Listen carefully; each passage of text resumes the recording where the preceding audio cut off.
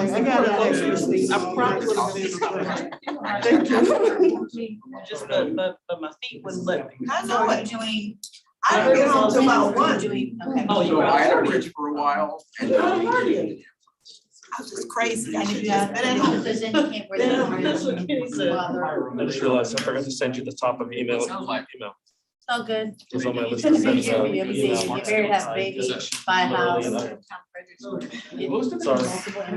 Yeah, you know, cause we kept up. Why not? We just kept rolling stuff. Oh, you just forgot. But I knew. It's on my list. Uh-huh. Gotta look at your list. No, Schneider. Good. Yeah, look at the list. So Cindy, I'm That's sure what we're all gonna say for our you all- remarks. sure you all Literally, party all step night. number 6, send top of email. Hey, man, good to see you. So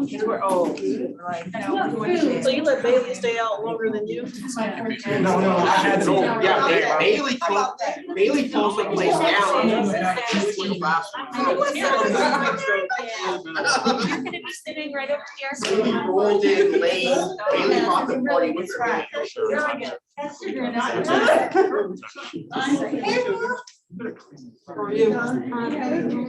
If I knew Ralph was coming, I would have been together. Yeah, because then, you know, people might call you. We would have been together if I knew you were coming, Philip. We could have ridden together if I knew you were coming. You did not send me a message, but that makes me think that.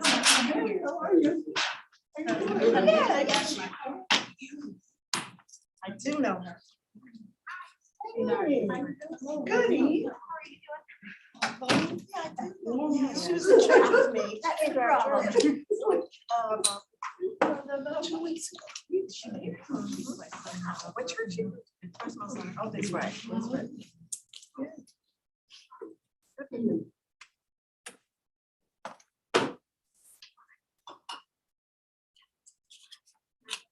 There's something going on in Princeton County we don't know about. Maybe they're still partying. I don't What are we missing? Yeah, We need one more Jurisdiction or from Prince William? from Prince William. Or Stafford or. What happened? You don't have Vega or Lawson or Ang. They all RSVP'd, but None of our alternates are here.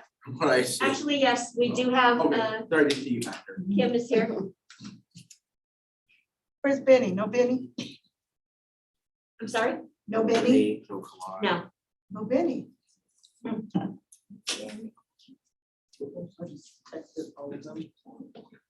You? That's when you just go PRTC, where you at? Yeah. Woke up breathing. So everything's a bonus. Don't we love that? And I would say that they invited without you, but they're different regions, I mean, it's like, it's not even like. Just don't show up. It's just like free from. People talking.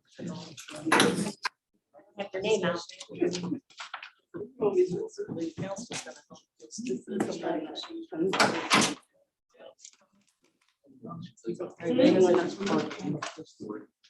Yeah, it's good too.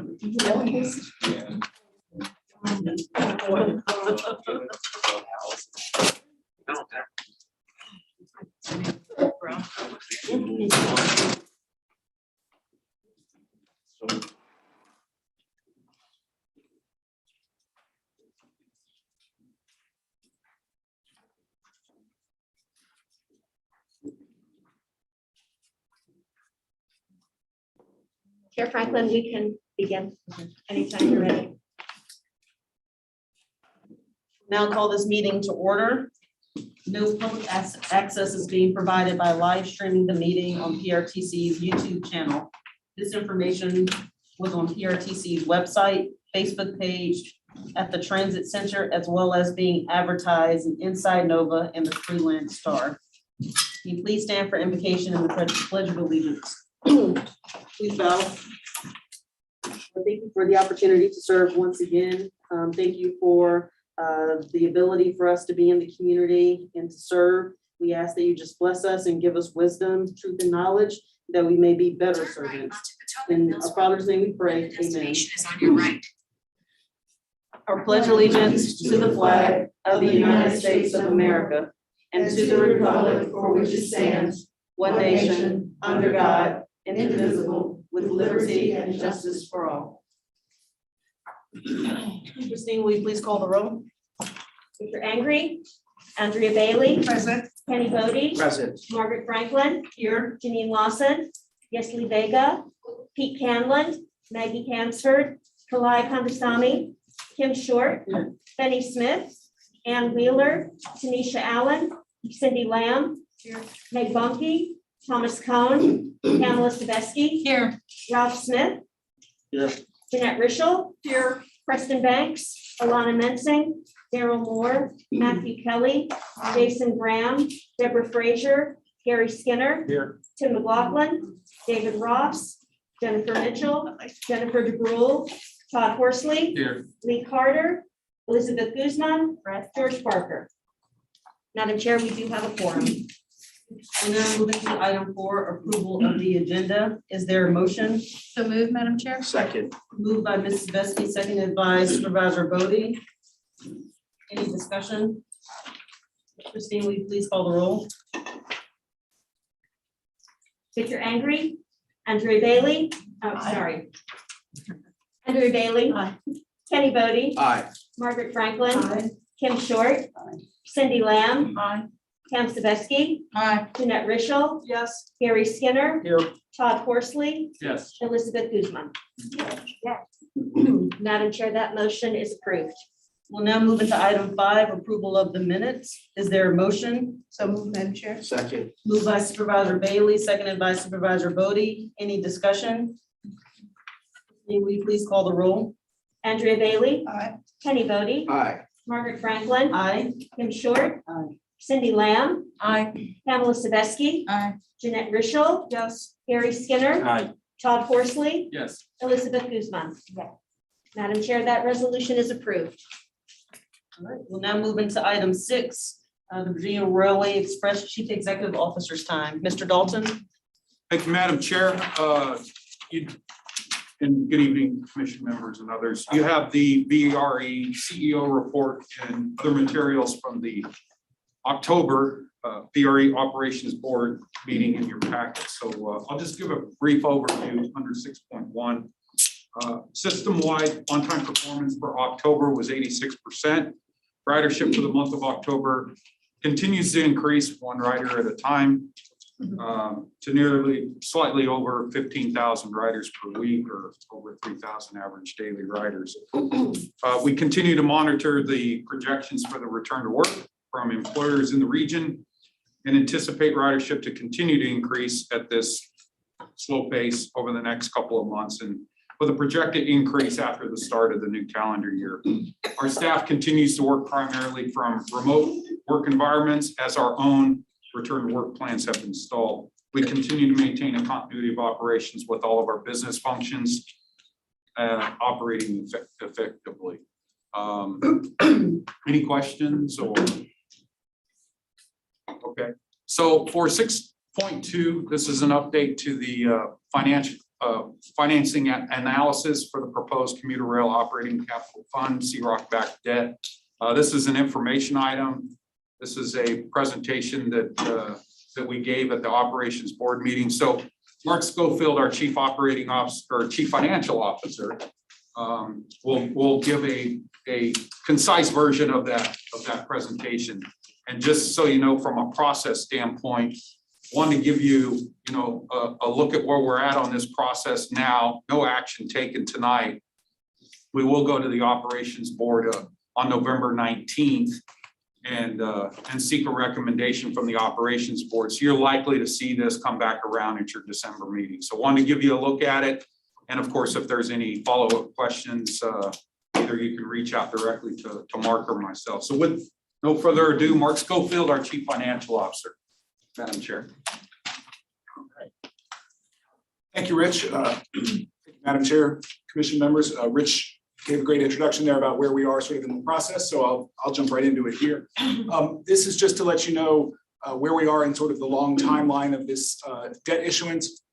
The dates given here are when the operations board took action. In all these cases, these actions then came to or will come to both of the commissions.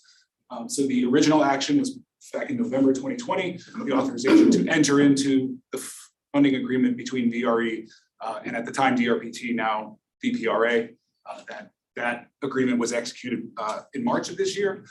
And that calls for us to issue debt backed by the CROC in order to use the proceeds of that debt to assist in the purchase of right-of-way as a part of the whole Transforming Rail in Virginia program. We then came back earlier this year, had our amended debt management principles, again, to recognize the fact that when we adopted our original principles back in 2013, they didn't contemplate anything like a debt issuance backed by the CROC.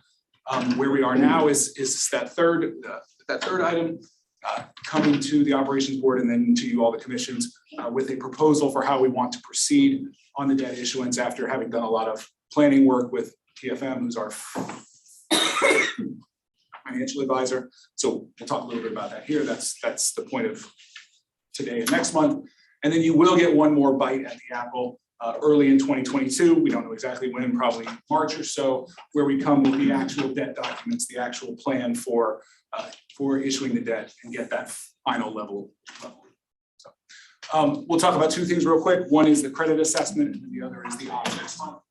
You will get one.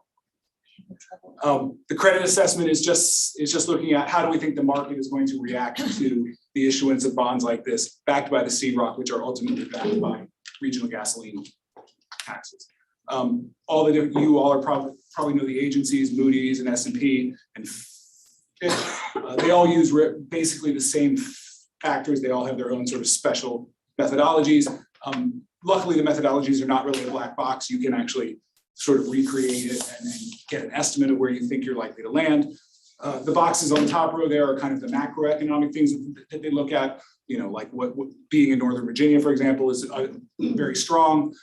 What kind of a tax base is it? Is it a gasoline tax? Is it a sales tax? You know, things like that. And then just sort of what's been the trend in, you know, that revenue, the volatility, things like that.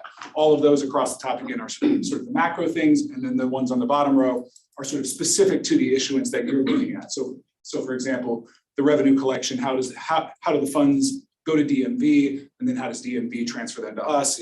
Is there any risk in that process? Things like that.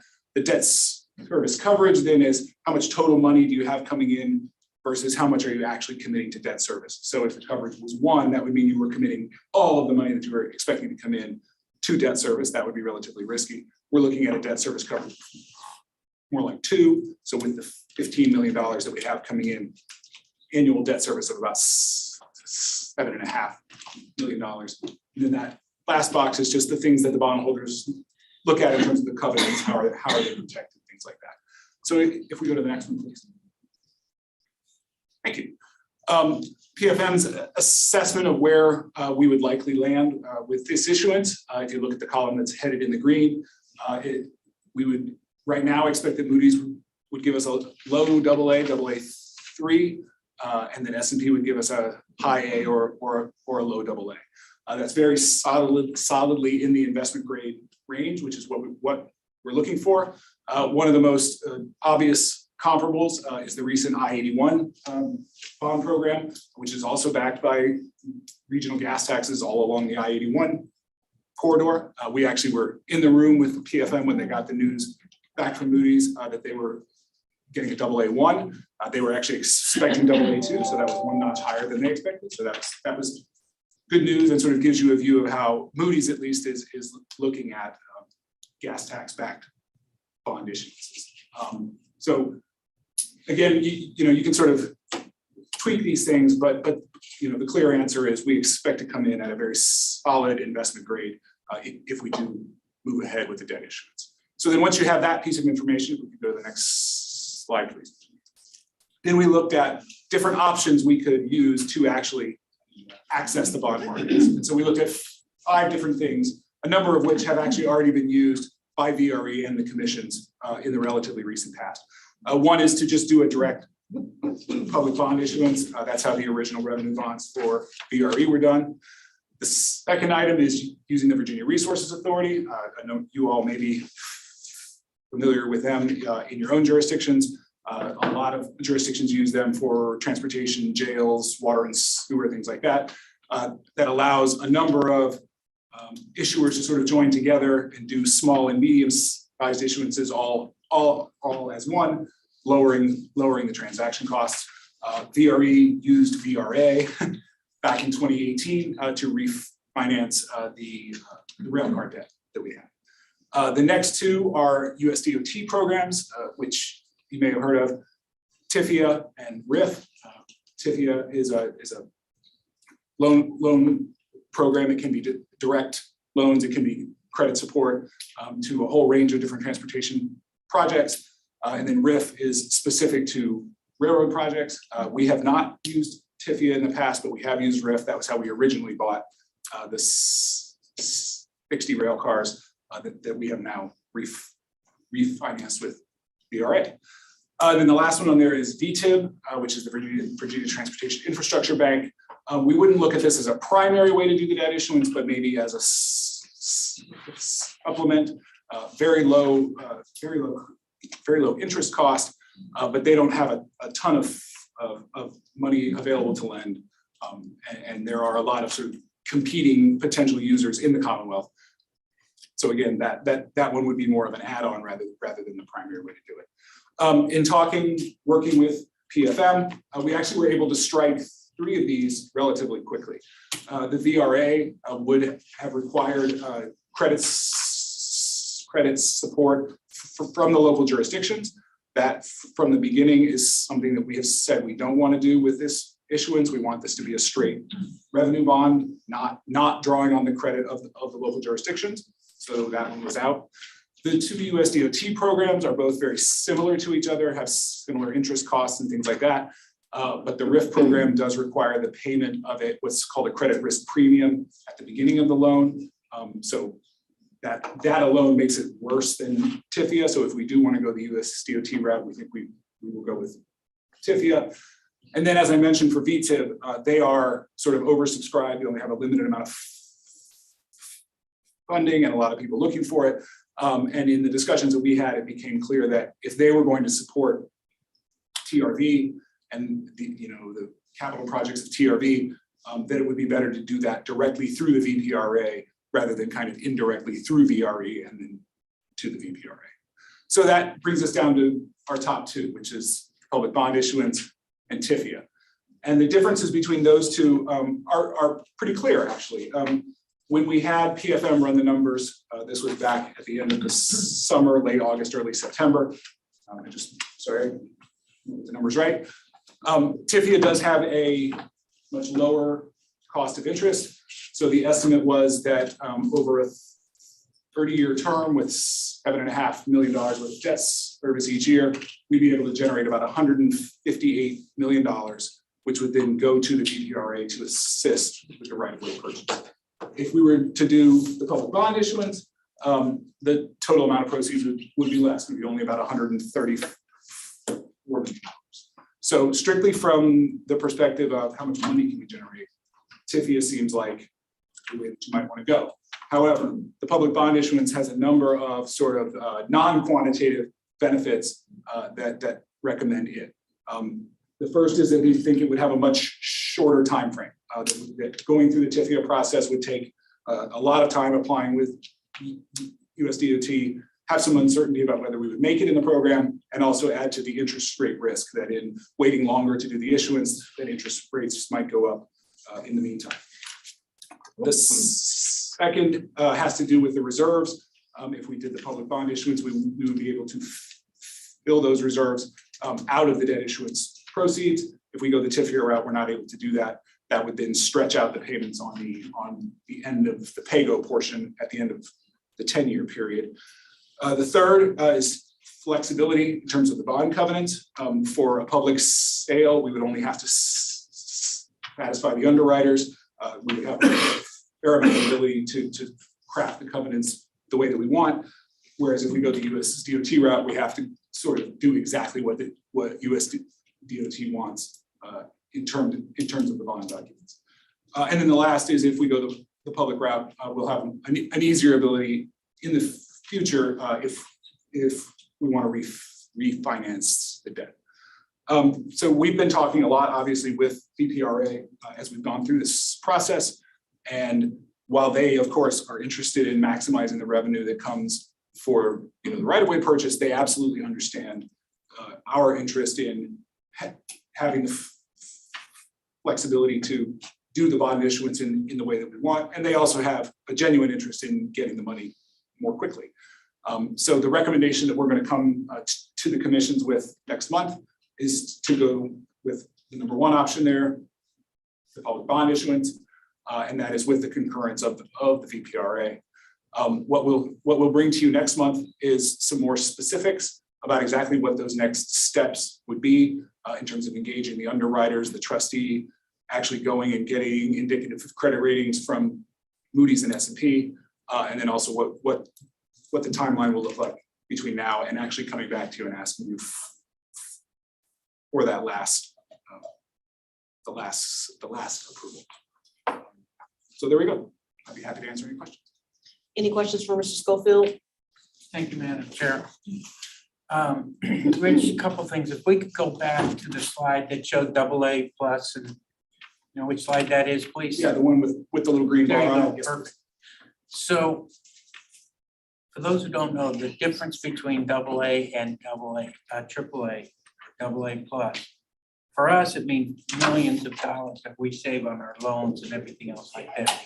So the question I'm going to come back, and this may be through PRTC, is what are we doing to make BRE move up to a AAA rating? And because I see up there, I thought I saw up there with MBTA, they got AA plus, but and that anything above higher, and we can go there. There's no doubt about it. You just got to figure out how you get there with policies and stuff of this nature. What are we doing, Rich, to get up maybe even higher so we save money? Because once you get that bond rating, you can refinance at a much, much cheaper rate. And that's what we've done. And I think BRA should look at that too. Sure. I think you could potentially raise up from that AA3, for example, that we have on Moody's at the moment by increasing the debt service reserve, increasing the coverage, all sorts of things like that. I think all the comparables listed here are revenue bonds. So they're either backed by fuel taxes or sales taxes, things like that. But they are revenue bonds. They're not like the GO bonds of the jurisdictions. And so not having that moral pledge of the jurisdictions, I don't know whether we would be able to get up to AAA or not. Okay. Oh, thank you. That's all, Madam Chair. Any other questions for Mr. Schofield? There are no other questions. Mr. Dalton? Oh, Thank you, Mr. Schofield. Thank you. That's it. Unless you have any other questions. Any questions for Mr. Dalton? Supervisor Bodie? Thank you, Madam Chair. Mr. Dalton, Yes, sir. I saw recently in the paper that the DRPT study about the Gainesville and Haymarket exhibit to RE have been completed. Could you really, very high level, very quickly, could you just synopsize the results of that? Well, I will add that I believe that presentation's in your packet, so there is some details there, but very high level. So what DRPT did was come in and basically review our analysis and not only essentially concurred with our analysis as far as the preferred alternative that the operations board concluded back in 2018, but also did some analysis to show, from a cost of capital and operating costs that not only their analysis showed that we undershot the cost of the capital a little bit and then slightly overshot the operating costs, but nonetheless, that increase in cost of capital was significantly higher than what we projected. So again, that was their analysis, and overall, it just simply at some level concurred with what the decision was 3 years ago on the preferred alternative, which is the broad run expansion, which is what we have been working towards since that time. Any other questions for Mr. Dalton? Hi, based on the election results from Tuesday, are there any anticipated impacts to the tax cuts to the bond ratings or the bond issues? Just because, you know, the statement about our gas taxes being decreased. I don't have any information at this point. We'll make a note of that and advise you otherwise. But I think, you know, it's only been a couple of days, so maybe more information and more, you know, details, if you will, come out subsequent to that. And we'll make sure that we follow up on that question, at least at the operations board meeting, which is a couple weeks away, to see if there's any new information, and we'll bring that back to the commissions as well. Thank you. Any other questions for Mr. Dalton? Okay, thank you. Thank you, Madam Chair, commission members. Good evening. We'll now move into item 7, public comment time. Christine, are there any public comments? Madam Chair, no comments were received. Now move into item 8, the consent agenda. 8.2, acceptance of PRTC's monthly jurisdictional financial report, and 8.3, authorization to budget and appropriate Stafford County's motor fuels tax funds for FY 2020 through FY 2021 transportation projects. Is there a motion? So moved, Madam Chair. Second. Moved by Mayor Rissel, seconded by Supervisor Bailey. Any discussion? Will you please call the roll? Victor Angry. Aye. Andrea Bailey. Aye. Kenny Bodie. Aye. Margaret Franklin. Aye. Janine Lawson. Yesli Vega. Aye. Cindy Lamb. Aye. Pamela Sabeski. Aye. Jeanette Rishel. Yes. Gary Skinner. Yes. Todd Horsley. Yes. Elizabeth Guzman. Yes. George Barker. Yes. Madam Chair, that motion is approved. Good. We'll now move into item 9, executive director's time. I'll turn over to Mr. Schneider. Yes, thank you, Madam Chair. A reminder that there were some questions from Tanisha Allen at the last meeting regarding some of the locations of park and ride lots, et cetera, that there was a question about what would the service level be, and there was a response from a question in public comment time specifically about what were our plans for the future. We provided that information to Supervisor Allen, but also for the email to the her constituent. We provided that out to all the members of the commission as well. So we had closed that loop on both of those items. For the ridership update and service adjustments, I'll begin with service. Beginning in the next 2 weeks, OmniRide will temporarily suspend 50% of our route along the Woodbridge to Tyson's Corner service, reducing from 4 a.m. trips and 4 p.m. trips down to 2 trips in the morning and 2 in the afternoon. This is due to extremely low ridership on that route. It's about 1.2 people per trip, which means there's like one trip that has 2 people on it in the morning. That's a total of about 6 people per day, 6 going up, and those same 6 people coming out. We saw similar numbers in our Haymarket service. About 8 months ago, we had a reduction there to 2 in the morning, 2 in the afternoon. And so by keeping some level of service on the street, we're able to watch and see when ridership does grow. If you have nothing, then you can't match demand. The planning staff took a look and figured out when would be that best fit of those 2 trips. And we'll be doing outreach with those customers to ensure that they know the adjustments to that. That also helps out with Keolis with their operational shortage. I'm sure all of the districts with schools have heard, just challenge getting operators. Planning's done a good job on that, and we'll make sure customers are well informed and effective. From a ridership standpoint, passenger counts do continue to grow. So even though that route isn't as popular, that's private sector. Anecdotally, well, factually, data-wise, the top 5 commuter routes in the system hit the Pentagon. 8 of the top 10 go to the Pentagon, or at least 2 are through the Pentagon. So the Pentagon is what is driving our ridership. In fact, Stafford to Pentagon service is close to paying for itself with 75% fare box recovery, just that. So that's very similar to what we had in Haymarket. If you go back pre-pandemic, Haymarket service paid for itself. So that is really a byproduct of the lack of slugging in the corridor, combined with this year, Mark's closed its doors out of Fredericksburg. So they no longer do the commuter service. So there is a demonstrated need for commuter-based services, but Pentagon continues to be that big draw. Horner Road, 234 commuter lot, also doing very well. and Montclair to Pentagon route was over 50% fare box recovery. So we are continuing to see the growth, and we are faring better than our counterparts in the region when it comes to commuter services.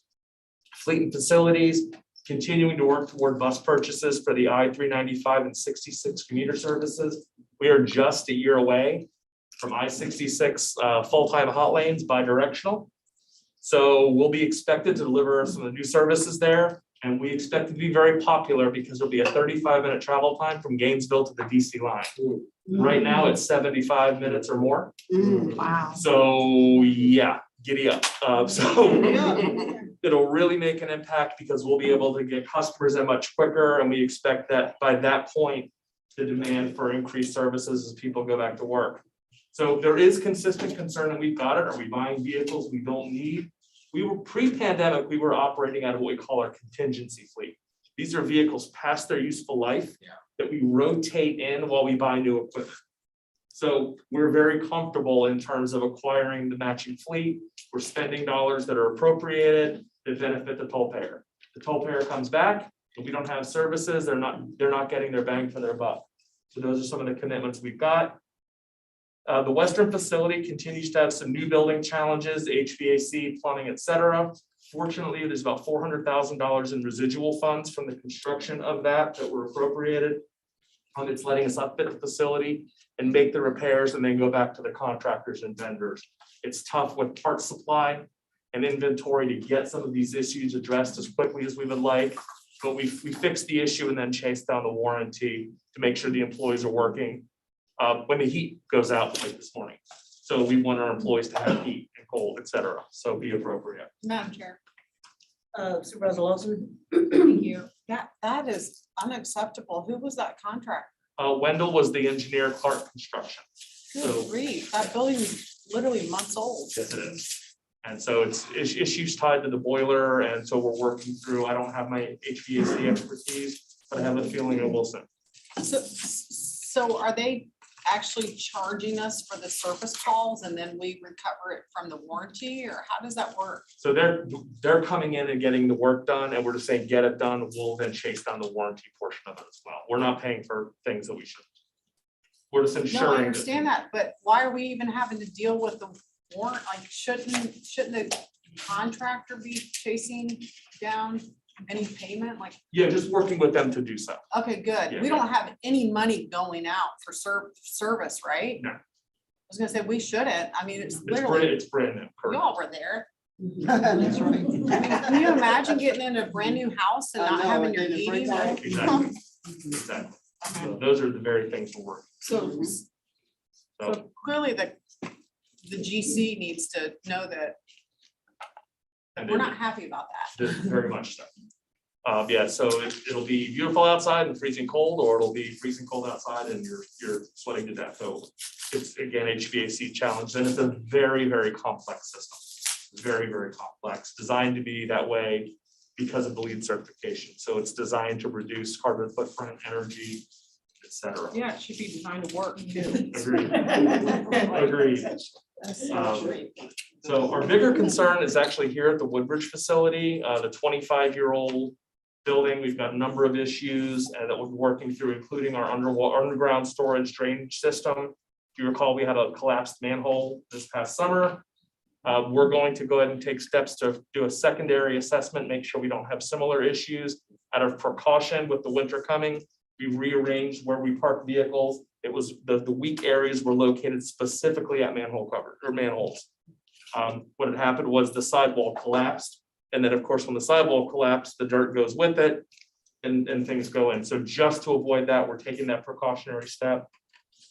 And we're going to deeply assess and figure out what needs to be done for a wholesale review. And as we enter budget season, this will become a major priority for us. It is much cheaper, much safer, and much smarter to do this on a preventive basis than it is on an emergency basis for the safety of our workforce and the health of our fiscal obligation for unplanned and emergency expenses. 35th anniversary celebration. Althea is not here, but she did a fantastic job. We kicked off our 35th anniversary celebration in August. We had a ribbon cutting. We had food trucks, an outstanding puzzle that Supervisor Angry completed that weekend and sent pictures because he was so proud. And colorblind. Again, colorblind, forgot about that part. So, trivia challenges, but really was an emphasis on bringing the employees together. It had been a while since we gathered. So it was a good opportunity for us to get together and laugh and enjoy each other's company, but also remind ourselves of the impact we make with each other, for each other. Just a really great experience. And I know so many of you have your day jobs, your local obligations, and constant demands on your time, but for those who were able to come by and say thank you to employees, truly heartfelt and appreciative. So Barbara Murdoch is out this week. So I'd like to introduce Ms. Carolyn Narr, Assistant Manager with, Assistant General Manager with Keolis. We'll give our update. Carolyn. Hello, good evening. Hello, Madam Chair, Commissioners, PRTC, and the company. The Keolis management team is pleased to report the maintenance CBA negotiations were successfully approved. The new contract included a 4% pay increase and changes to the insurance provider.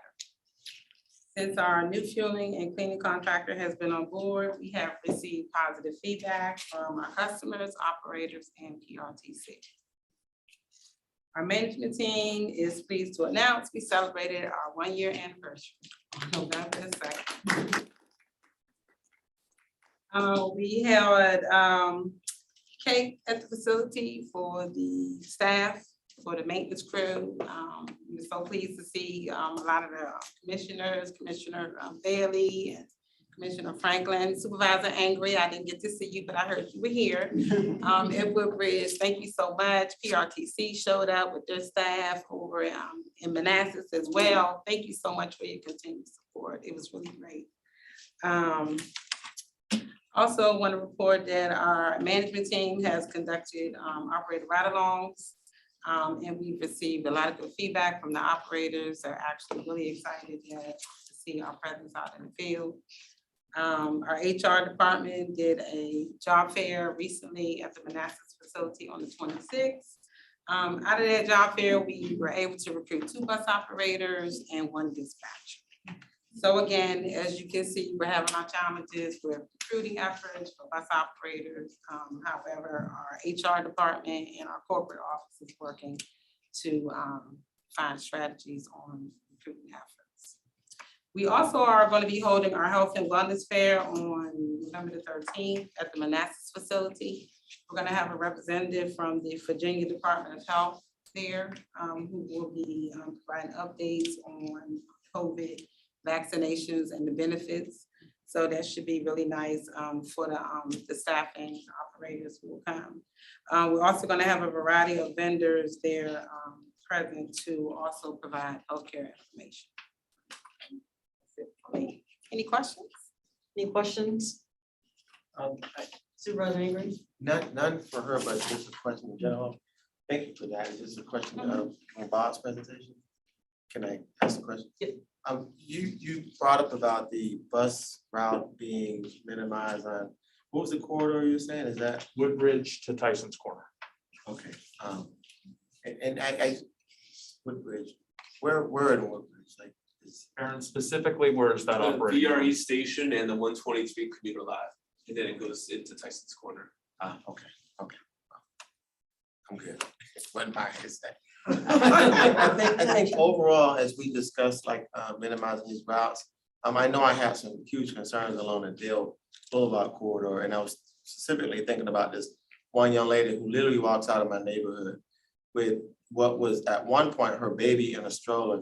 I've watched that baby grow, that she's walking that baby by hand, and she takes the bus from all the way from Holy to wherever she works in the city. And I think our bus system is a very important system. I don't know what the situation is on that 123 corridor, but I think we really have to invest in some incentives, some programs, some ways to build this out. You know, I've been talking about this bus lane, dedicated bus lane, of getting people on the bus because they can move faster. The bus will get them where they're going faster. I don't know if this is an issue along that corridor, but I really think we should be investing and looking at how do we keep our buses running and how do we grow that? Because if it's just one person that takes it, that one person could be seriously affected by the fact that they now no longer have transportation to get to work, which creates a systemic problem as we know that we have, and this is not something that you're doing. I know we have to do this because it's ridership and that's the funding. I just think we got to be creative as this board to figure out how we can create those opportunities to grow that bus route before we take it out and really get more people involved. And again, this is a domino effect that helps in many other ways, greenhouse gas emissions, everything we've been talking about with minimizing traffic and safety and all this. So I think we need to invest a lot more time in figuring out how we can, create these opportunities without taking them out. So. Madam Chair.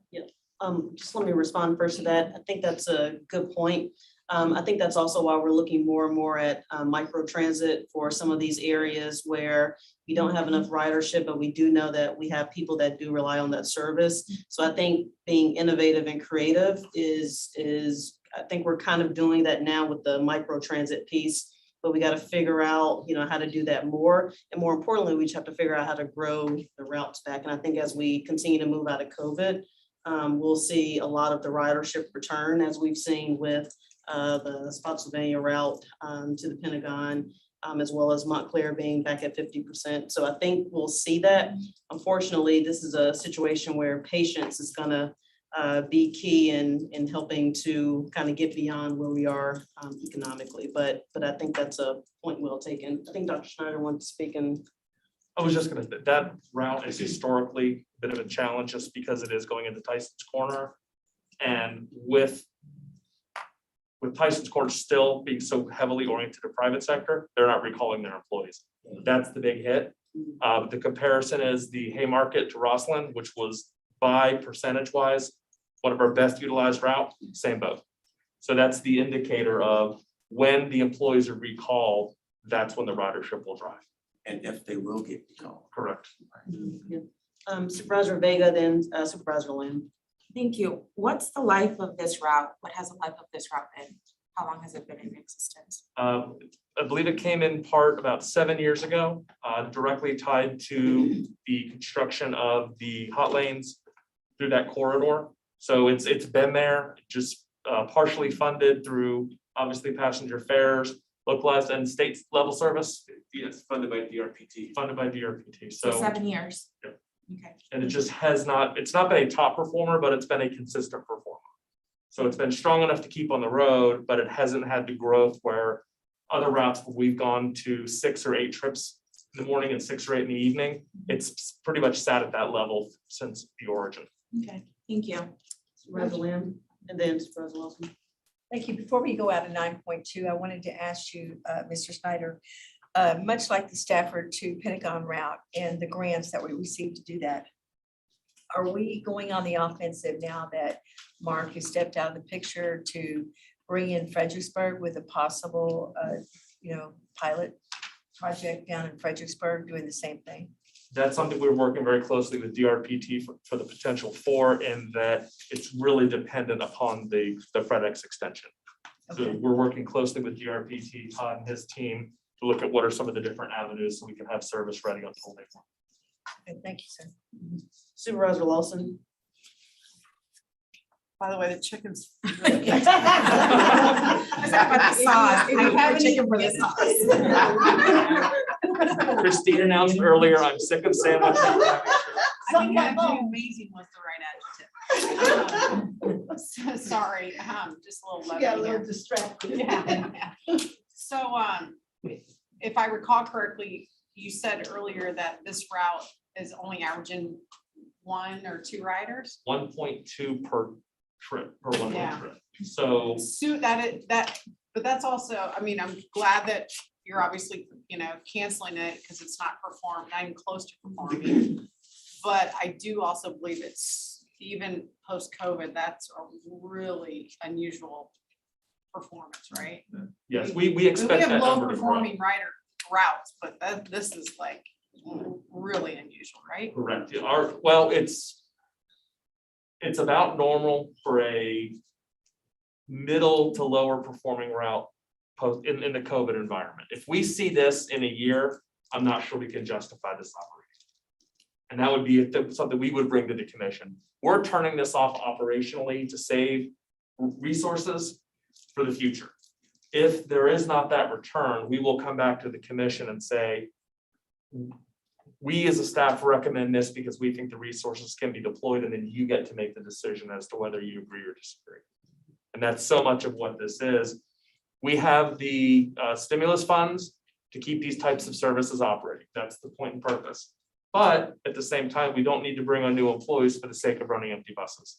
There has to be that balance of that. Yeah. And that's what this does. It keeps that service on the street, because if you don't have something, then you're not going to keep the corridor alive. Right. And really you end up choking it.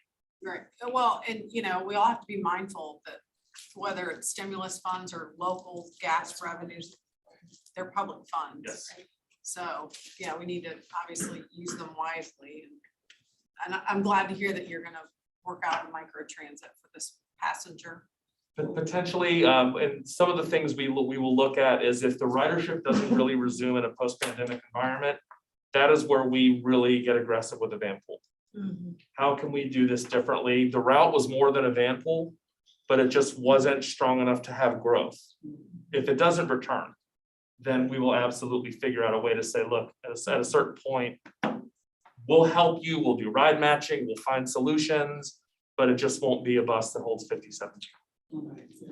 And we'll move on after maybe one or two. So Supervisor Bailey, then Delegate Guzman. Oh, thank you so much, Madam Chair. I wanted to say two things. One is just in support of what you just said, Dr. Snyder. You're very good at that creativity if it doesn't improve, because that's what you did in Quantico.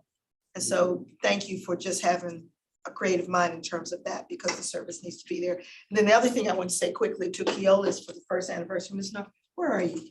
I just wanted to say, noticing the other day when we were there, just in keeping the morale up in the environment, looking at all of the things that you've posted on the wall to engage the employees, that kind of thing, in less than a year, I think is remarkable. So just please continue to do so, and thank you so much for doing so.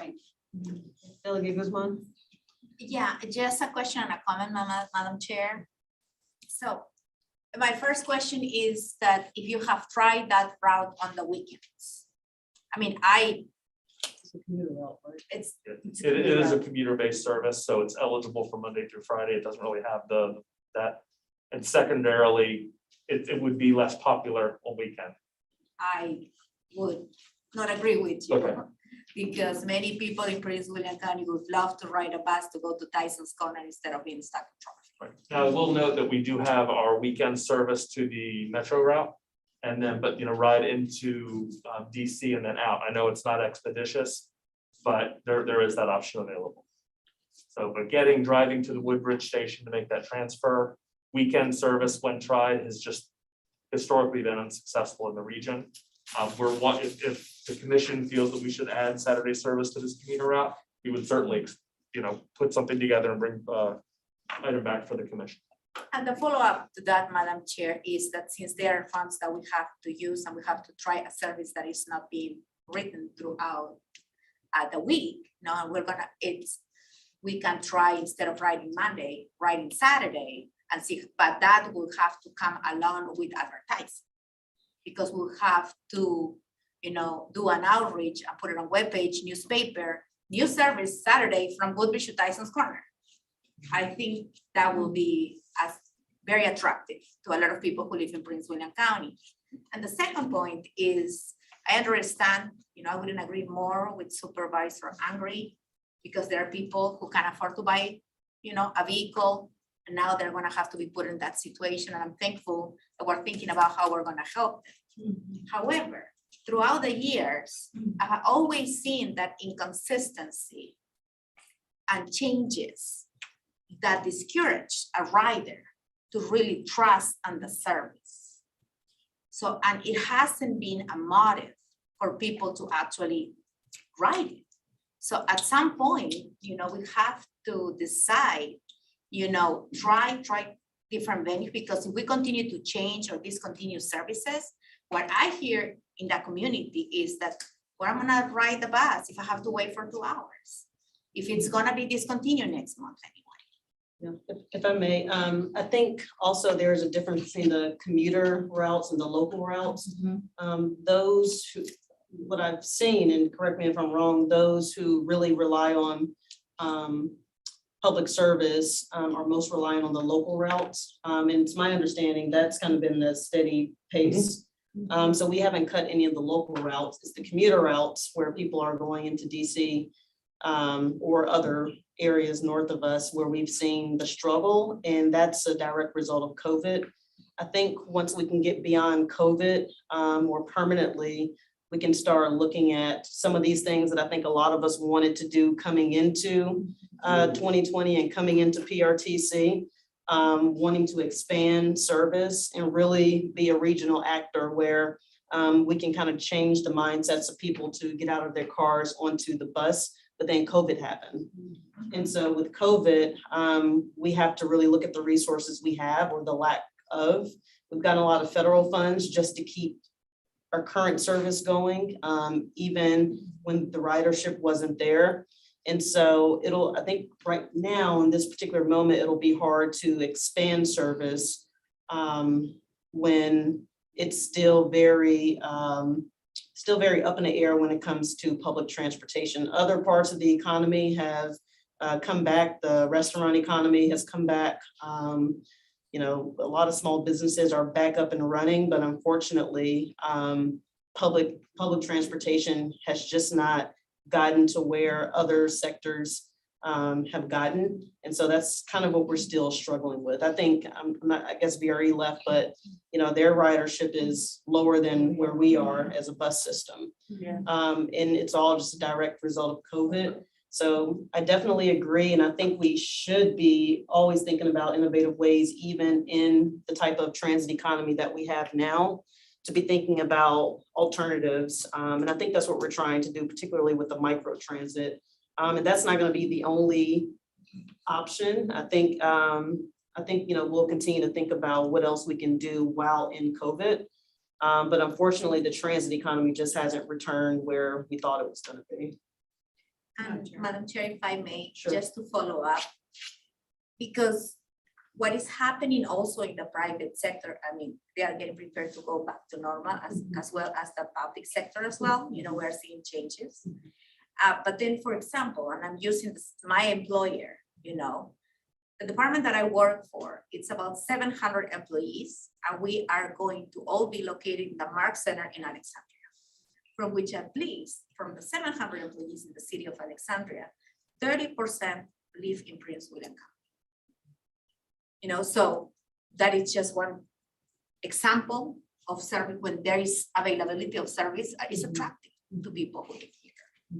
But I mean, if I don't know whether it could cost money to look at that option, but maybe as it was mentioned, that the money has to be spent anyway, as we're looking at options, maybe, but if it's not possible, it's okay, but it just. Sure, well, we can certainly have Dr. Schneider look into specifically kind of what you're suggesting and maybe come back with, what he's found, so.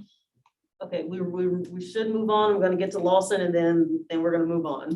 Okay, well, I think you actually already covered it, but the Delegate Guzman, the whole purpose of the commuter route is because we're, transporting passengers to get to work Monday through Friday. So I don't want to look into a route to take people to shop at their pleasure at Tyson's Corner. That's not the point of the commuter route, Monday through Friday. So if you're going to propose that we consider extending or completely transforming the purpose of our commuter route, I'm going to resist that because that's not the purpose. And I think that the chair already laid it out pretty well.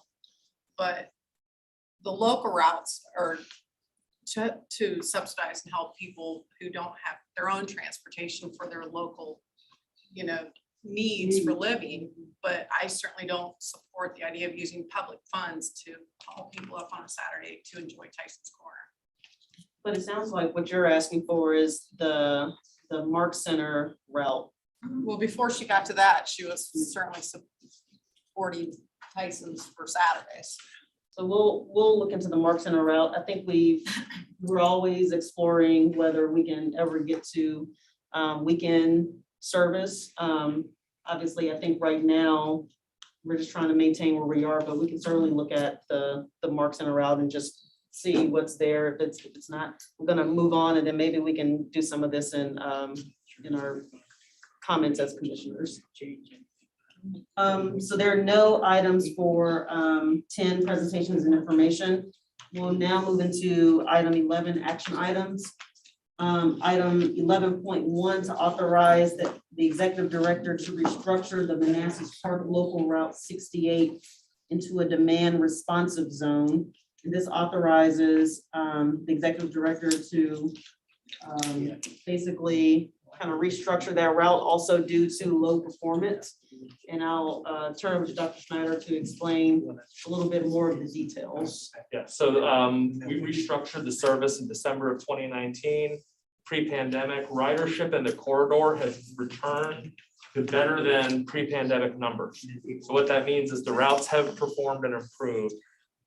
The route that has consistently underperformed in comparison to the others has been what has just generally been known as the Manassas Park route. That's just what it's been referred to. We tried to get to the community center, thinking that would be a trip generator. Just the general nature of that being so residential with not a lot of retail and not a lot of employment in that immediate area is just heavily residential. The ridership remains comparatively low. It is just one of those things that if we're spending dollars, can we increase the access to more individuals? A concept that is evolving, it's been evolving for about the last 5 to 8 years, but with technology and smartphones, it's really come to life, called microtransit. We've given you multiple presentations on it. We didn't bring in a full presentation again, but what we did do was take it out to the public. Ridership has been about 2.2 to 2.5 passengers per hour. So that means for every 60 minutes of time that goes by, 2.2 people climb on board the bus. So this is a bus that has about 30 seats. So at any time you might see 1 to 1.5 people. If you remember, it's over, you're passing the bus. It's just extremely low ridership. So we've been challenged with, can we use the same resources and try to serve more people? And part of the issue is when you serve with fixed route service, it's a geographic line. It's a line in a map. You have to go to that spot. What microtransit does is it creates a zone. And just like if you had a taxi that sat in the zone, and when you needed it, you called, it came and it took you to the closest transit route. So that's what we're proposing is we'll have our own version of an OmniRide branded demand response service instead of the big fixed route. And it will operate that way so that someone can pick their smartphone up, reserve a trip, say I'd like to be taken to, and as long as you're going within the zone, we pick you up and take you within the zone. If you want to go outside the zone, no problem, we'll take you to the nearest bus stop and we'll get you on your way. But the goal is to spend the same amount of resources, but serve more customers and get higher productivity. We had feedback from the public that just identified they like the route that's there, and all that information's in the packet. It's really just a question of, do we want to do something more innovative to try to increase the access, or do we want to maintain and see if things grow naturally? And that's the question. The changes were made pre-pandemic. This area has just been a challenging area for performance and delivery of services. And at this point, staff is recommending that we move forward with the microtransit project, estimated to start in February. The question has been asked before is, can you undo it? Absolutely.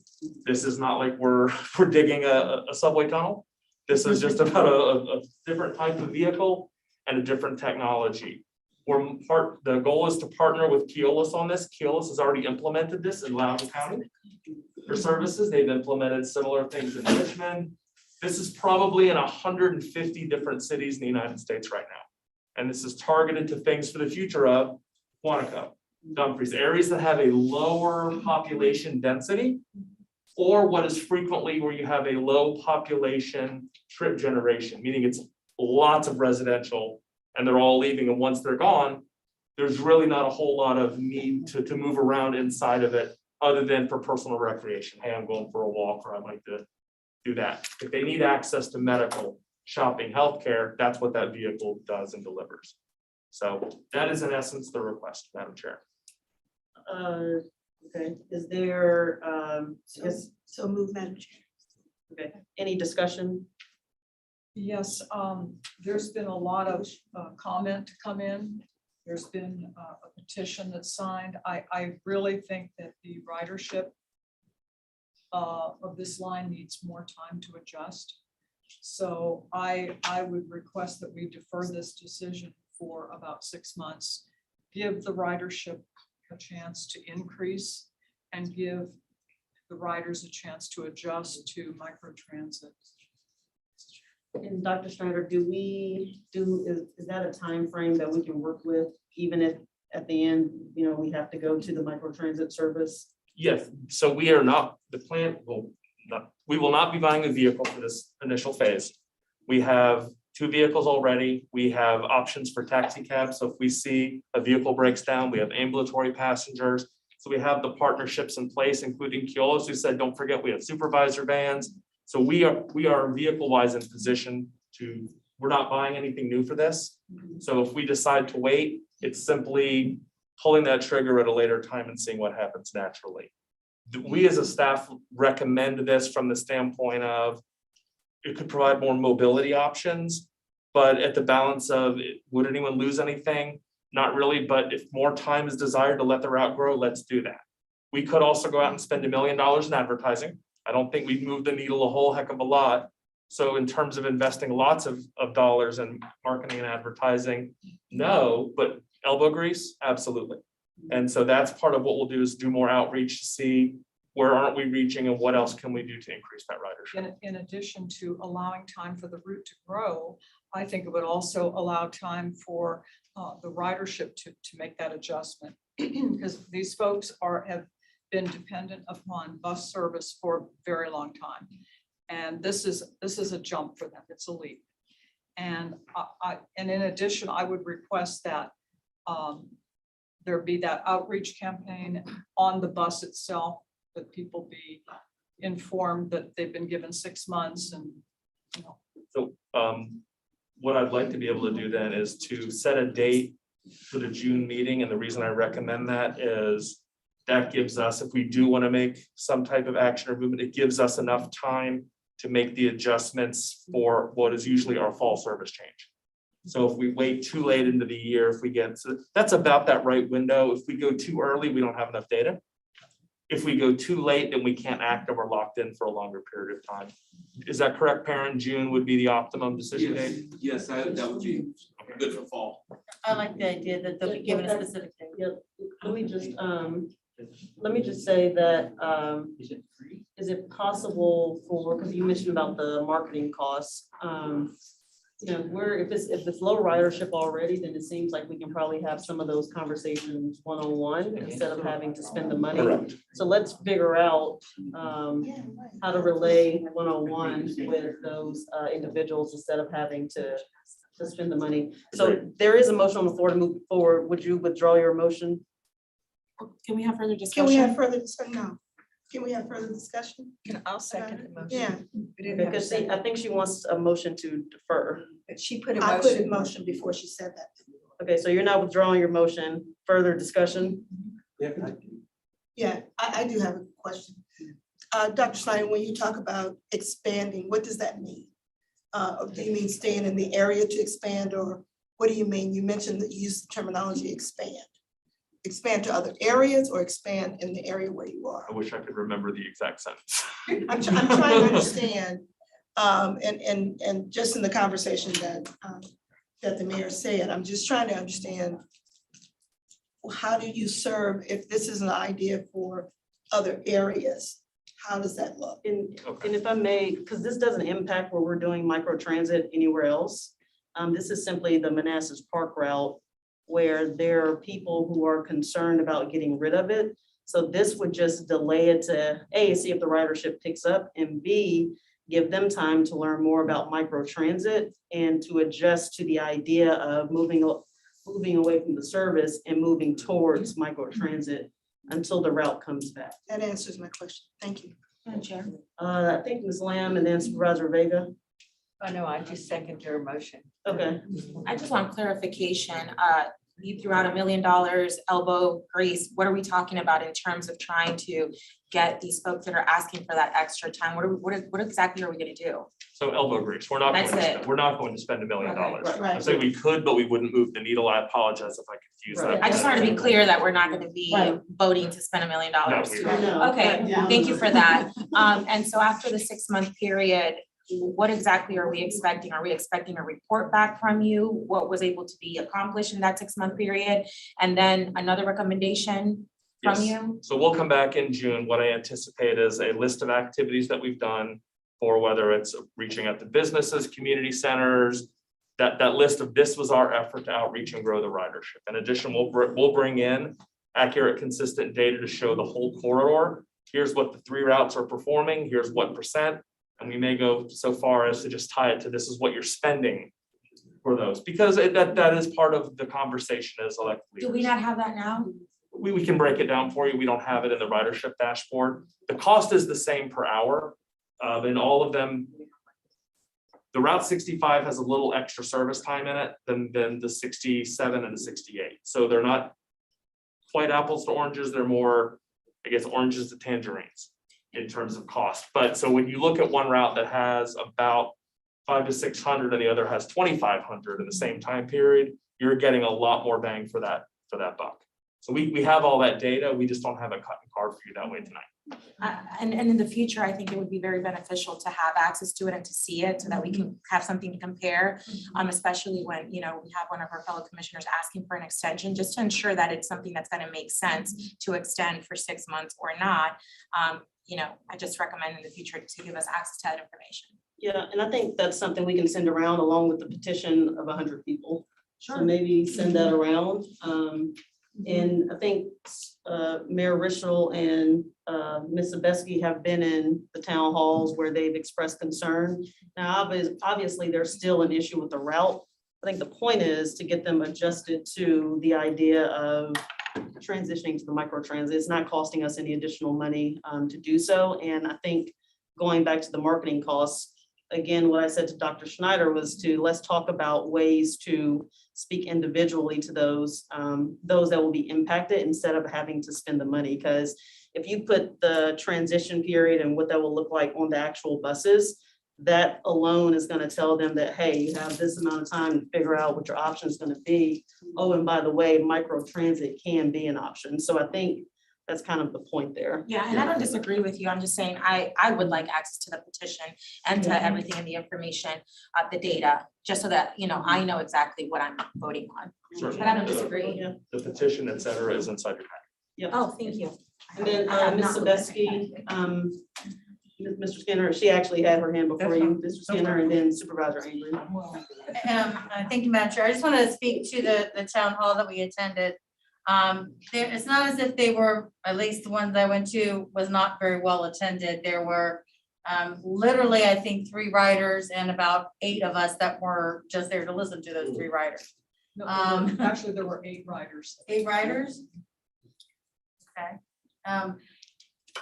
But the one thing I would like to point out, though, is that what I heard there, and when I spoke to these people before and after the meeting, is that they don't want microtransit. This is a petition against microtransit.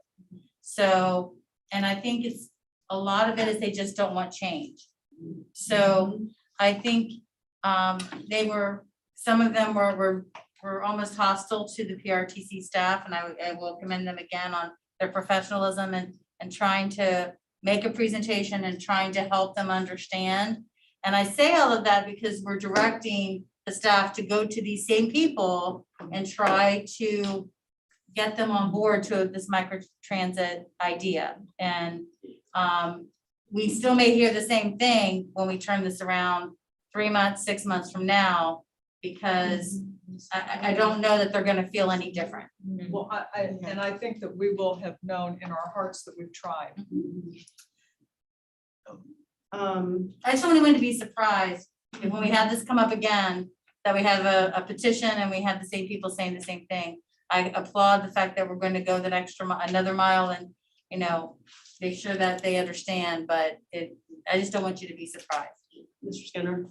Just what, Bob, does the fare change micro transit, Actually, right now, all of our local services are zero fare. zero fares. Yeah.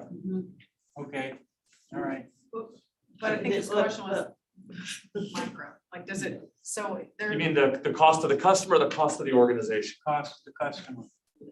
It's zero fare for the So I customer, call up and say, I need to go to the hospital. They'll pick me up and go to the hospital. if it's within the zone, correct?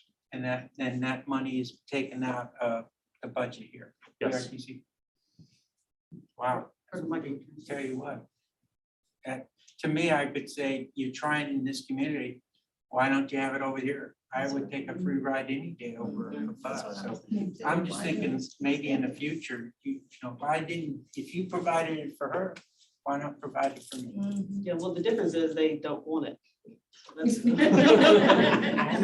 Yeah, but I think once they understand it, maybe they'll find out Well, that and this is, it's a good That's thing. the whole. and actually, so let's make sure I'm recognizing you before speaking, but let me just say that, I think that's the whole point, to kind of get them to understand what microtransit is, and to Ms. Savesky's point, they may not get there, and so, we'll kind of reassess at that time, but to your point, yeah, we probably need to do some education about how that works and what the successes have been in other parts of Prince William with microtransit. So it may or may not come around, but Supervisor Angry. Thank you, Madam Chair. I got a lot to say on this, so I'm gonna try to just cut it real quick but to Commissioner Michelle's point, I mean, as this commission and what we do at PRTC, what's happening over here in Manassas Park and in Manassas is no different than what I just talked about and how we're reducing bus routes, in other areas, to the point of speaking of the one person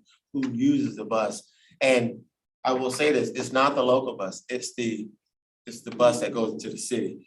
And people use that because it's the earliest bus, because some folks get up early in the morning, and that's the early bus that gets them out. But the point here is that as this commission, we should really have all these conversations. As I talked about a dedicated bus lane on Dell Boulevard to help people expedite getting to a place.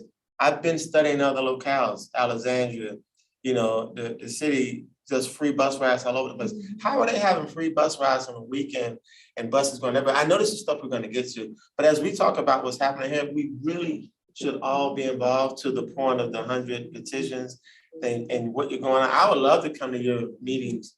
I would come to that meeting because as a It was commissioner a here. public meeting, we just went to the, Yeah. the public hearing that they had. It was a town hall. I didn't know if we put that out, if the board puts it out to Yeah, everybody. he put it out to all of us. Yeah, I missed that, because I definitely will come to that to hear more, so we can really figure out how it is, because I think the thing that's missing here really is what we do great and need to do more of is communication. The extension of this 6 months to really educate the people on what a free ride looks like and why this is important. Still, we have a whole bus system that we want these buses to be maximized and effective. Because at the end of the day, it's about our drivers that drive these buses, and that's their livelihood and their lifestyles. And some situations are different than others. Tyson's has an issue where the new world is gonna look like people working from home. So that's probably gonna be affected in how that bus goes that way. But for other areas and locales, I think we just gotta be ahead of this in a way that we can always be in the game of chess, figuring out 3 moves before it happens. I'll end there, but I just think we need to, get into a lot of the processes that even Commissioner Vega was talking about, where we're doing these already, where we bring to this commission stats and statistics and study before we want to either delay turn something off or minimize something. I just think there's more we gotta tighten, but I love the conversation, so thank you for that. I can go on for days and stop there. Thank you, Madam Chair. Just a quick question on just the logistics of microtransit, at least how we're envisioning it. So we were talking about an app, right? Is there still accessibility for folks that don't have a smartphone? You got it? Just pick up the phone, give us a call, and our employees will book it for you through the computer. And they can just say, hey, I want to go here, this is where my address, okay. Correct. So there's a motion on the floor to move this forward. Would you consider withdrawing your motion? That's what I would move it forward in terms of expanding it. That's what I was saying. No, the motion is to transition to microtransit. And so, but she would like to defer it. On Route 68 specifically Oh, in okay, Manassas Park. okay. Yes, I withdraw it. Is there a motion to defer? So move. Second. Okay, all right, any discussion? Madam Chair. Yes.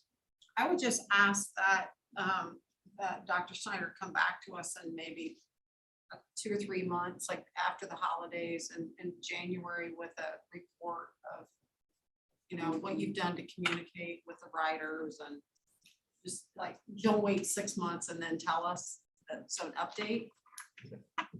I think that's good. And then also understanding, we can give an update on what the communication and education piece.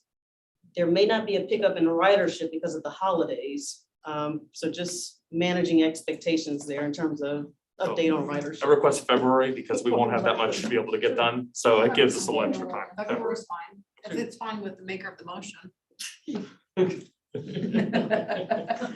Supervisor The Bailey. maker of the motion, I like that.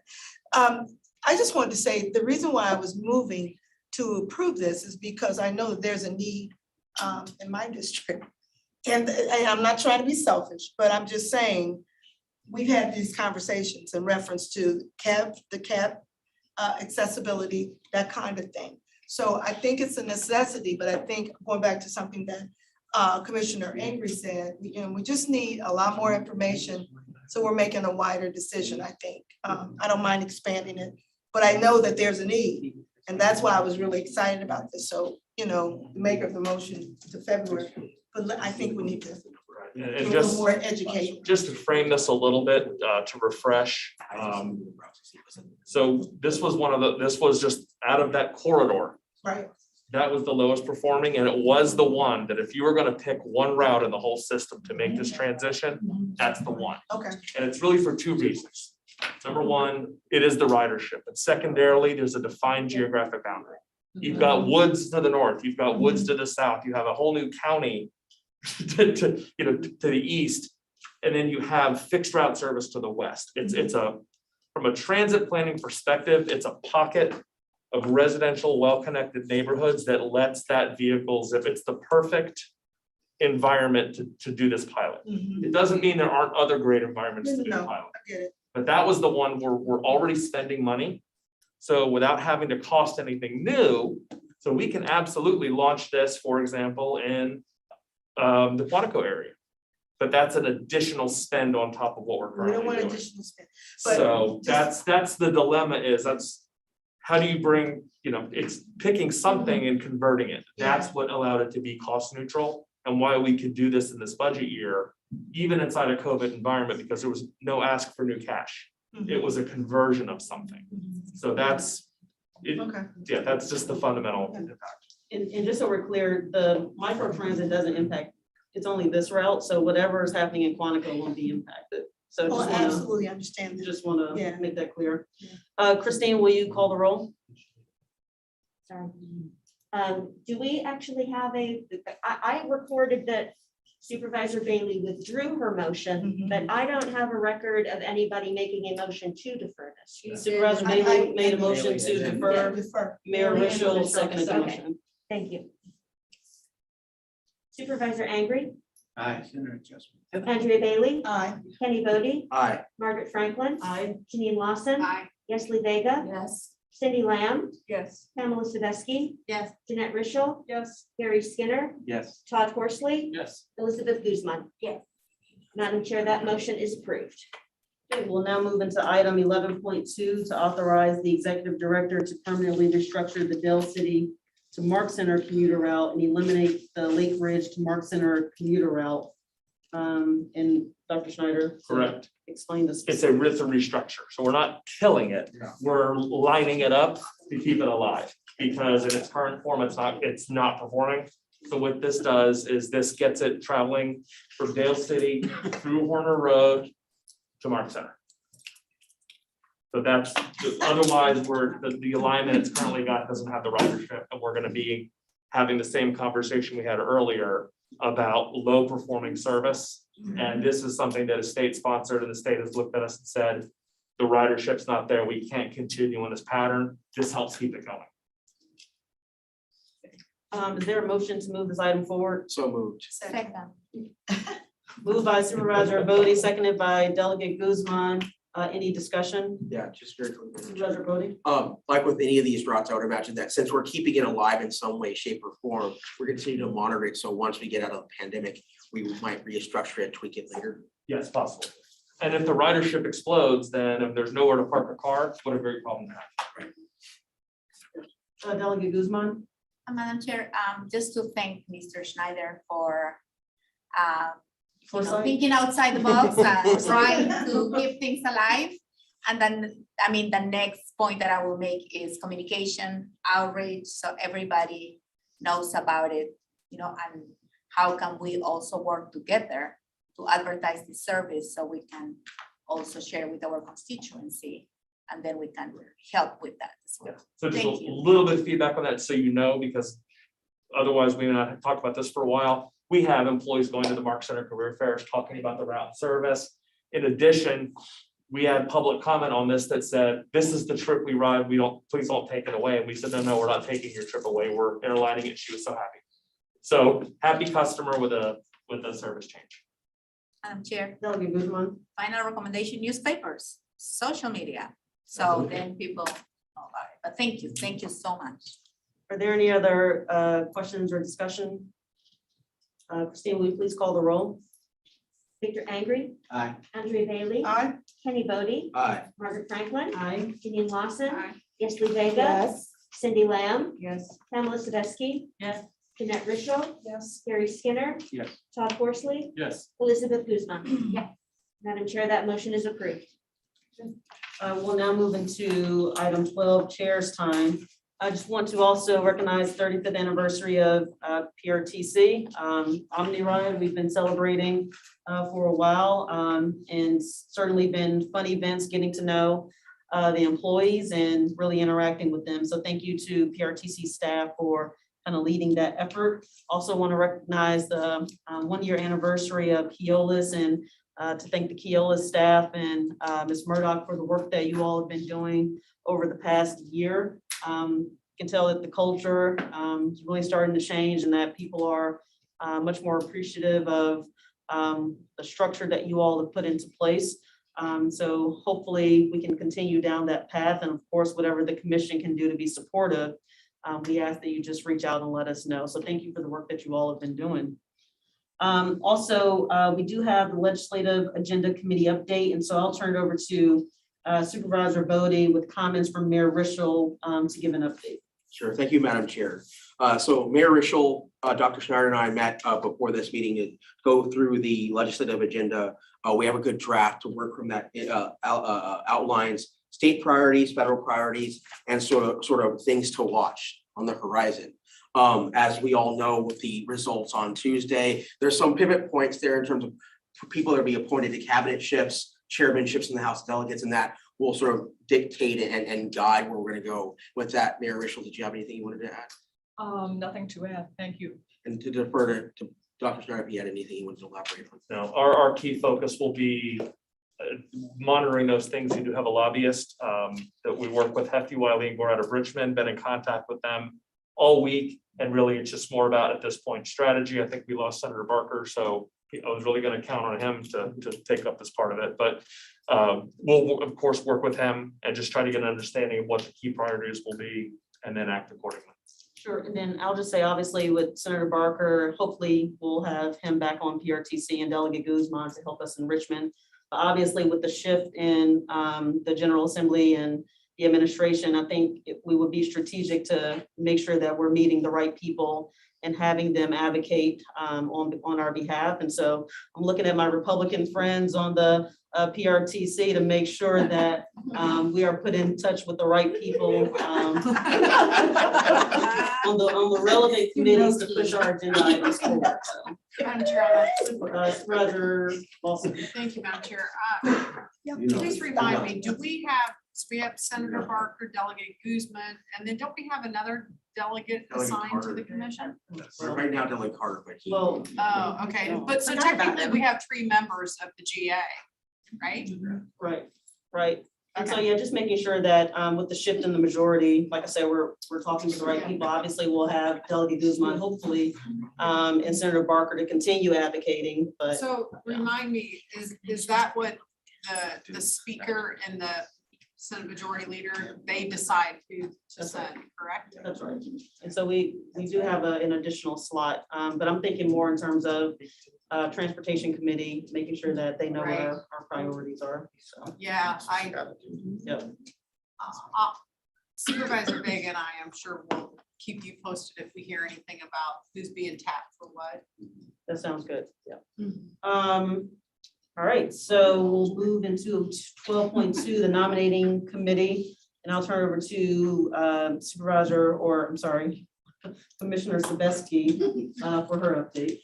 I don't have much to say yet, except that I would like for the nominating committee to meet at 6 o'clock at our next meeting, 6:30. Look for a message. I'll work with Ms. Rodrigo and send something out. You know, obviously, it will be whoever, I don't even know who's on the committee. You are for Princeton County? Okay. I know it's all the jurisdictions. Yeah. Have to be on there. So I that's haven't easy. heard anything yet. It's easiest to meet beforehand, right? That's what was my thought. And then I can report out at our next meeting who we're gonna nominate. So, and now that the election is passed, between now and the next meeting, please make sure that you talk with your elected body and those that are elect and have a plan for the positions that'll have to be filled. I don't know what Princeton County is doing about the chair, but we'll talk about all of that. Okay. And I guess I'll pivot to say that I am not running for PRTC chair for the next go around. And so Prince William County has already had that discussion. I think when I took on the chair spot, I said that I was only gonna do it for 2 years and then pass it on to someone else to get the experience. And so I don't know if it's appropriate to say what we've decided, but I'll let the nominating committee kind of do their due diligence. So just wanted to kind of point that out. And then Thank you, Madam Chair. I just wanted to remind everybody that Prince William will be the chair and it comes from them. Right. And so, Yep. just, I don't know if anybody knew that was, Yeah. those guys down at the south, we just. went around. No, but I do need to have Stafford, Pennsylvania attend this nominating committee meeting I'll see what- Yeah. with a person to serve on the executive board. And to that point, I'll say, yeah, Prince William County will be the chair, and then I believe the city of Manassas and Manassas Park rotate as vice chairs. So just so you all are aware of how the structure is. And then the last thing I'll say procedurally is just to make sure that we're not kind of talking over each other when we have the meetings. The reason why I say that is because as the chair, thank you. As the chair, it gets kind of confusing procedurally as everyone's talking, then I can't really kind of gets me off balance. So just kind of remember that as we're having our meeting. And with that, I will move into commissioner's time. We'll start with Ms. Short.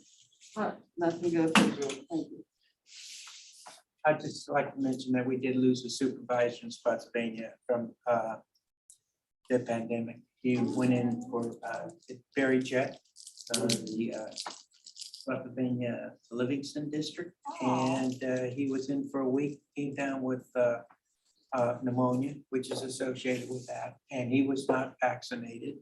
And a week later, he had a stroke. 1/3 of his brain was not responsive, and he passed away last Friday at 7:45 in the evening. So just, you know, even no, it's not mandatory, but look at the facts and protect yourself. That's all I'm saying. That it's worthwhile because right now, 95% of the people in the hospital with COVID have not been vaccinated.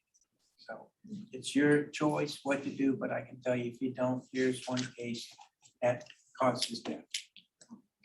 Right? Thank you. That's all. That's a tough one to follow.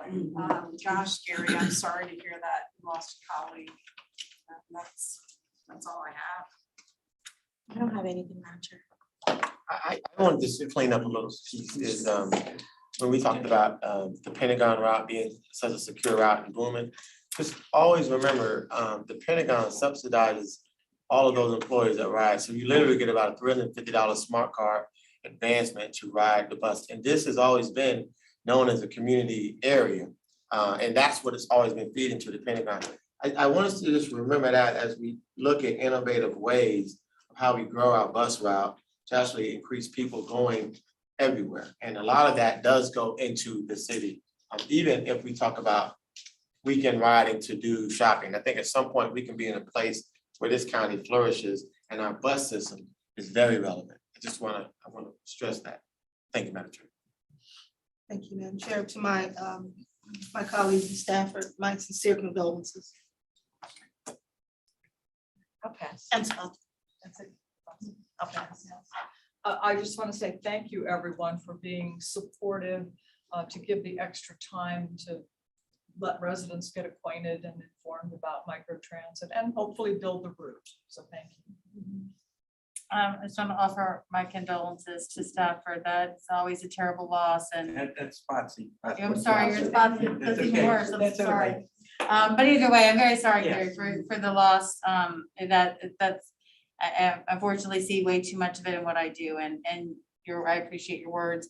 I just want to say too that, I serve on TPB and all the conversation we've had tonight about microtransit and different things that a lot of people have come back to work since COVID, but there's a lot that are not. There are a lot of government agencies that have yet to step a foot in the building yet.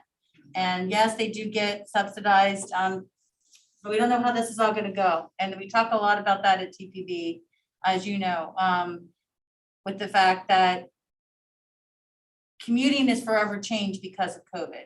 A lot of employers, both government and private, are not going to work the same way that they worked before post-COVID. So I appreciate the fact that you're trying to be creative. We're looking at things like microtransit. We're looking at other, times, routes, because I think people are going to be doing a variety of commuting. And as area continues to grow, and we know it's going to grow, there's a housing need, there's all of that.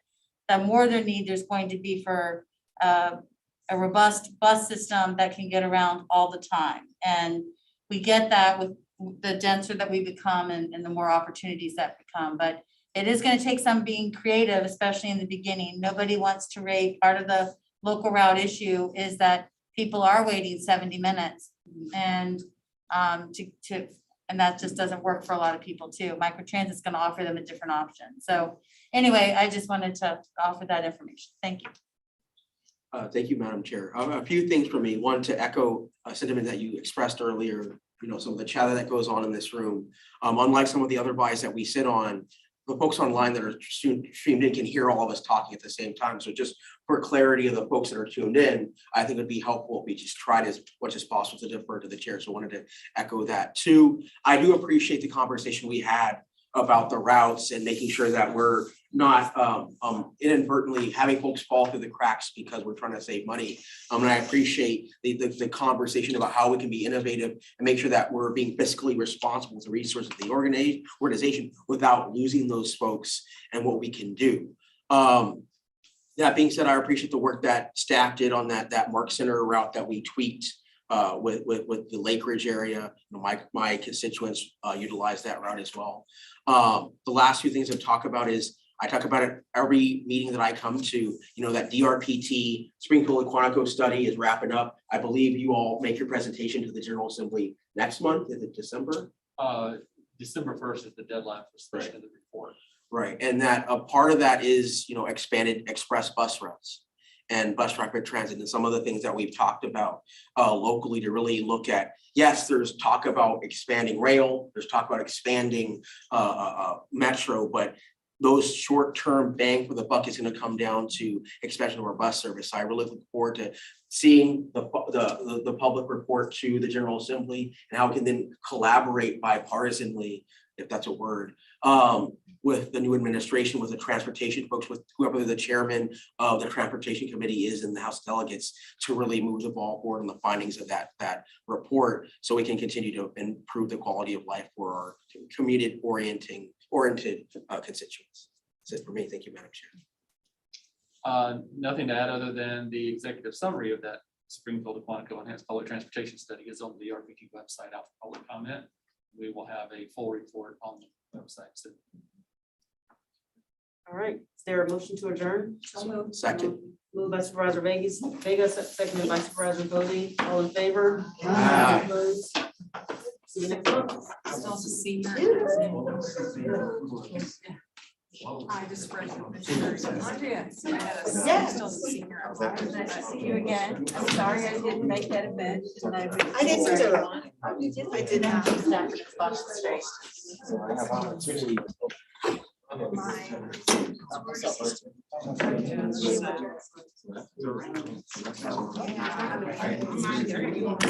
Oh, yeah, you Yeah, that was. And I had forgotten.